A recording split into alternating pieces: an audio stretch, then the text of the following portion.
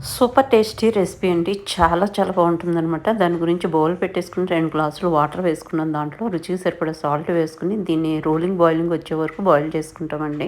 ఇది బాయిలింగ్‌కి వచ్చిన తర్వాత దీంట్లో ఒక గ్లాసు వరిపిండి అంటే రైస్ ఫ్లోర్ బియ్యంతో చేసుకున్నటువంటి పిండి అనమాట. అది వేసేసుకొని మనం స్టిర్ చేసుకుంటూ మంచిగా మిక్స్ చేసేసుకొని మూత పెట్టేసి ఒక 2 నిమిషాల పాటు దీన్ని మంచిగా మగ్గనిస్తామండి. ఆఫ్టర్ 2 మినిట్స్ కొంచెం చల్లారిన తర్వాత దాంట్లో కట్ చేసుకున్నటువంటి ఉల్లిపాయ ముక్కలు, పచ్చిమిర్చి ముక్కలు, కరివేపాకు ముక్కలు, కొత్తిమీర తరుగు, అదేవిధంగా సోయి కూర తరుగు, దిల్ లీవ్స్ అంటాం కదా!